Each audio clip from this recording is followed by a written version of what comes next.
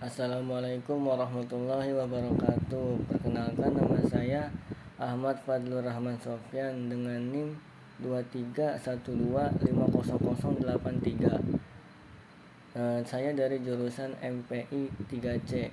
Jadi di sini saya akan sedikit memaparkan tentang proses perencanaan pendidikan. Proses perencanaan pendidikan adalah serangkaian langkah yang terstruktur untuk menentukan tujuan, strategi, dan tindakan yang diperlukan untuk mengembangkan dan meningkatkan sistem pendidikan. Tujuan utama dari perencanaan ini adalah untuk memastikan pendidikan yang berkualitas, merata, dan berkelanjutan. Adapun contoh dari proses perencanaan pendidikan melalui perencanaan, pengumpulan, dan pengolahan data. Yang pertama yaitu menentukan tujuan pengumpulan data. Langkahnya, yang pertama perlu ditentukan apa tujuan dari pengumpulan data tersebut. Misalnya, apakah data tersebut digunakan untuk evaluasi capaian siswa, penentuan strategi pembelajaran, atau alokasi sumber daya sekolah. Contohnya, sekolah ingin mengetahui tingkat pemahaman siswa terhadap materi matematika selama 1 semester. Yang kedua, menentukan jenis data yang dibutuhkan. Langkahnya yaitu tentukan jenis data apa yang relevan untuk mencapai tujuan. Data itu bisa berupa data kuantitatif atau data kualitatif. Contohnya, data nilai ujian, hasil angket dari siswa, serta wawancara dengan guru.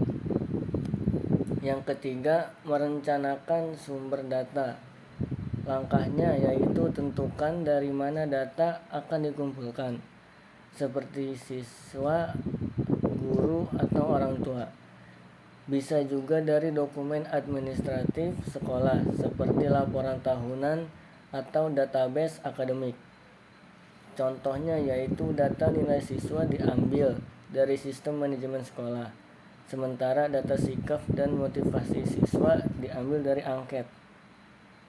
Yang keempat yaitu memilih alat dan metode pengumpulan data.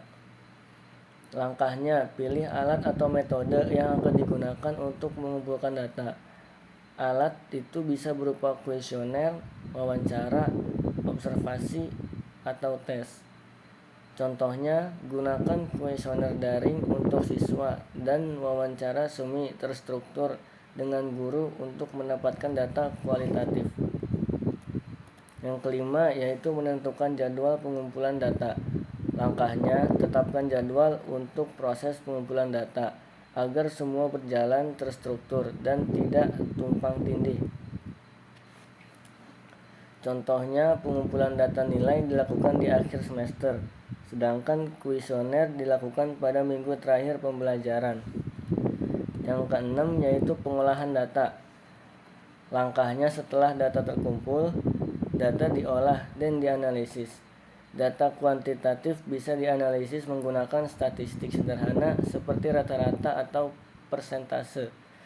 Sedangkan data kualitatif dianalisis melalui kategorisasi atau pengkodean. Contohnya, nilai ujian dianalisis untuk menemukan distribusi nilai, dan hasil kuesioner diolah untuk memahami faktor-faktor yang mempengaruhi motivasi belajar siswa. Yang ketujuh, interpretasi dan pelaporan. Langkahnya, data yang sudah dianalisis kemudian diinterpretasikan untuk menarik kesimpulan. Laporan disusun untuk menyajikan hasil analisis kepada pihak-pihak yang berkepentingan, seperti kepala sekolah, guru, atau dinas pendidikan.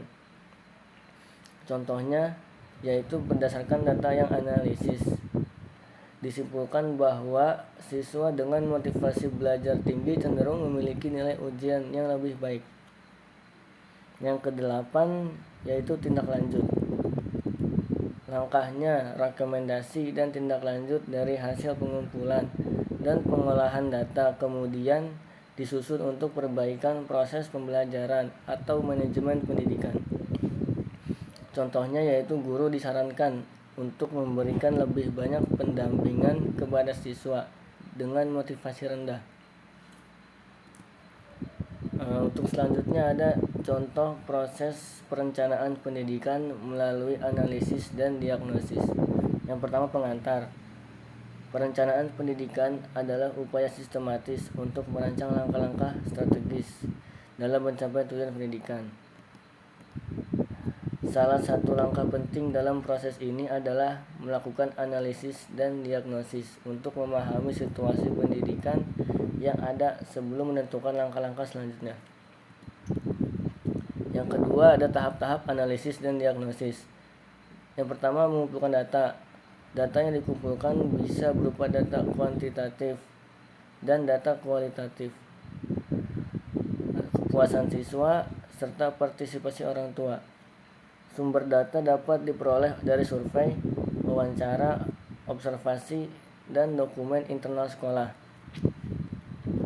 Contohnya yaitu presentase siswa yang lulus ujian nasional, tingkat kehadiran siswa dan guru, ketersediaan fasilitas sekolah seperti laboratorium, perpustakaan, dan teknologi pendukung. Terus menganalisis kebutuhan pendidikan. Berdasarkan data yang telah dikumpulkan, dilakukan analisis untuk mengidentifikasi kebutuhan pendidikan. Misalnya, apakah ada kesenjangan antara harapan dan kenyataan dalam proses belajar mengajar?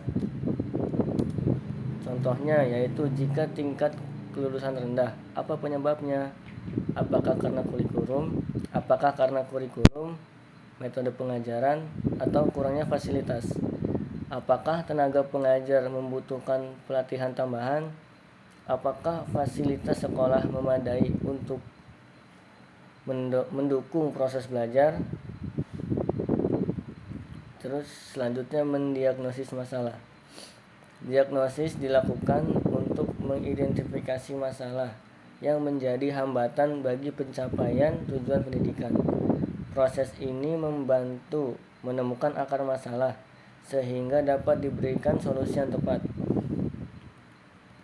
Contohnya, ditemukan bahwa metode pengajaran konvensional tidak sesuai dengan gaya belajar siswa yang lebih aktif. Fasilitas laboratorium yang tidak memadai sehingga pelajaran sains tidak optimal. Rasio guru terhadap siswa terlalu tinggi, menyebabkan guru kesulitan memberikan perhatian individual. Selanjutnya, menentukan prioritas masalah. Dari diagnosis yang telah dilakukan, perlu disusun daftar prioritas masalah yang harus segera ditangani. Prioritas ini harus berdasarkan dampaknya terhadap keberhasilan proses pendidikan. Contohnya yaitu jika masalah fasilitas sangat berpengaruh terhadap hasil belajar, maka prioritas utama adalah meningkatkan fasilitas pendukung. Pelatihan guru dalam penggunaan teknologi bisa menjadi prioritas jika ditemukan pengajaran yang kurang efektif karena guru belum menguasai teknologi modern. Yang ketiga, langkah-langkah selanjutnya dalam perencanaan. Setelah melakukan analisis dan diagnosis, langkah-langkah selanjutnya dalam perencanaan pendidikan meliputi yaitu yang pertama, merumuskan tujuan dan sasaran yang spesifik berdasarkan hasil analisis. Yang kedua, menyusun rencana aksi untuk mengatasi masalah-masalah yang telah diidentifikasi. Yang ketiga, mengalokasikan sumber daya sesuai dengan prioritas yang telah ditentukan. Yang keempat, melakukan monitoring dan evaluasi secara berkala untuk memastikan bahwa perbaikan yang dilakukan mencapai hasil yang diharapkan. Selanjutnya ada contoh proses perencanaan pendidikan melalui rancangan perumusan kebijakan. Yang pertama ada identifikasi masalah pendidikan. Langkah pertama dalam merancang perumusan kebijakan pendidikan adalah mengidentifikasi masalah utama yang dihadapi. Misalnya masalah akses pendidikan di daerah terpencil, kualitas guru yang belum memadai, atau rendahnya tingkat literasi siswa. Yang kedua, pengumpulan data dan informasi. Setelah masalah diidentifikasi, tahap berikutnya adalah mengumpulkan data untuk mendukung analis. Data ini bisa berupa statistik pendidikan, survei dari lapangan, wawancara dengan pemangku kepentingan, atau kajian literatur yang relevan. Contoh data yang dikumpulkan: tingkat partisipasi siswa, rasio guru dan siswa, kualitas sarana prasarana pendidikan, hasil ujian nasional atau tes standar. Yang ketiga, analisis situasi. Berdasarkan data yang telah dikumpulkan, dilakukan analisis situasi untuk memahami lebih dalam mengenai akar masalah, dampak yang ditimbulkan, serta potensi solusi yang ada. Analisis ini juga melibatkan evaluasi kebijakan pendidikan yang ada sebelumnya. Adapun contoh analisis yaitu menilai efektivitas program pemerintah sebelumnya dalam meningkatkan kualitas pendidikan, lalu mengidentifikasi daerah-daerah yang paling membutuhkan intervensi kebijakan. Yang keempat, formulasi tujuan dan sasaran. Berdasarkan hasil analisis, dirumuskan tujuan dan sasaran kebijakan. Tujuan ini harus spesifik, terukur, dapat dicapai, relevan, dan berbatas waktu.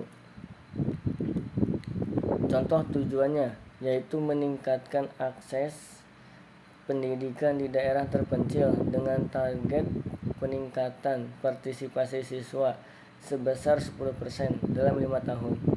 Yang kelima yaitu pengembangan alternatif kebijakan. Pada tahap ini, tim perencana merancang beberapa alternatif kebijakan yang dapat diterapkan untuk mencapai tujuan yang sudah dirumuskan. Setiap alternatif kebijakan harus mempertimbangkan dampak, biaya, serta kelayakan pelaksanaan. Adapun contoh alternatif kebijakan yaitu pembangunan sekolah baru di daerah terpencil, program pelatihan guru khusus untuk daerah tertinggal, pemberian beasiswa kepada siswa di wilayah yang sulit dijangkau. Yang keenam, ada pemilihan kebijakan. Setelah berbagai alternatif disusun, kebijakan yang paling tepat dipilih berdasarkan analisis biaya, manfaat, kelayakan politik, dan sumber daya yang tersedia. Dalam pemilihan ini juga dipertimbangkan masukan dari berbagai pemangku kepentingan, termasuk pemerintah daerah, guru, dan masyarakat. Contoh kebijakan terpilih yaitu penyediaan guru kontrak yang bersedia ditempatkan di daerah terpencil dengan insentif khusus. Yang ketujuh, penyusunan rencana implementasi. Setelah kebijakan dipilih, tahap berikutnya adalah menyusun rencana implementasi. Ini mencakup alokasi sumber daya, pembagian tugas, jadwal pelaksanaan, serta mekanisme monitoring dan evaluasi. Contoh rencana implementasi yaitu menyediakan 100 guru kontrak untuk ditempatkan di 50 sekolah di daerah terpencil dalam jangka waktu 3 tahun. Program pelatihan bagi guru diadakan setiap 6 bulan. Yang kedelapan, ada monitoring dan evaluasi. Tahap akhir adalah monitoring dan evaluasi kebijakan untuk memastikan kebijakan berjalan sesuai rencana. Evaluasi ini melibatkan penilaian terhadap dampak kebijakan, pencapaian tujuan, dan penyesuaian yang mungkin diperlukan di masa depan. Adapun contoh monitoring, yaitu setiap 6 bulan dilakukan evaluasi untuk melihat peningkatan partisipasi siswa di sekolah-sekolah yang menjadi target kebijakan. Dengan mengikuti proses ini, perumusan kebijakan pendidikan dapat dilakukan secara sistematis, berbasis data, dan lebih efektif dalam menjawab tantangan di sektor pendidikan.